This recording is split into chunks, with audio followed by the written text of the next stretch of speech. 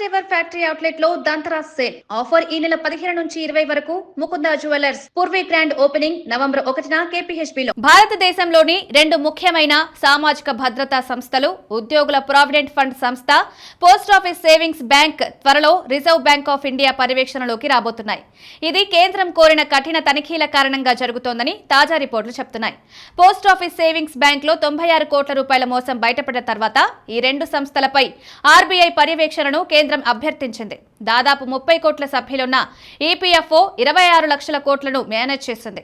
అదే సమయంలో పీఓఎస్బీ వద్ద 29 కోట్ల అకౌంట్లలో 12.56 లక్షల కోట్ల నగదు ఉంది.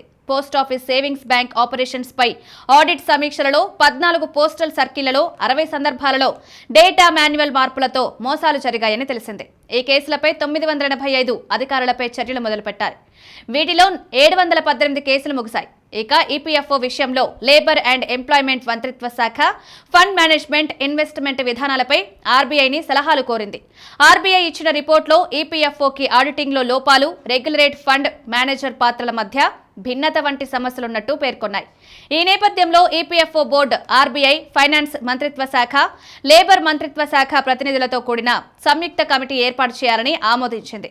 ఆర్బీఐ ఈపీఎఫ్ఓకి తన నియంత్రణ పాత్రను ఫండ్ మేనేజ్మెంట్ నుండి వేరు చేయాలని సూచించింది. Mark to market accounting, review, investment విభజన పెంపు వంటి మార్గాలను తీసుకోవాలని చెప్పింది. పీఓఎస్బీ ఇప్పటి వరకు 2007లో వచ్చిన పేమెంట్ అండ్ సెటిల్మెంట్ సిస్టమ్స్ చట్టం కింద ఆర్బీఐకి పరిమిత పర్యవేక్షణ ఉంది. కేంద్రం ఇప్పుడు దీన్ని విస్తరించి అంతర్గత నియంత్రణలపై ఆర్బీఐ అధికారం ఇవ్వాలని కోరుతోంది.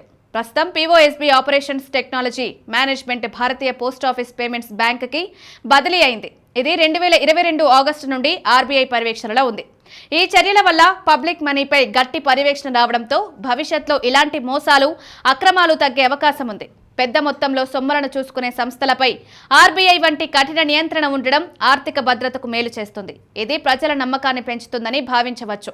మరింత పారదర్శకతతో దేశం ఆర్థిక వ్యవస్థ మరింత బలపడుతుంది.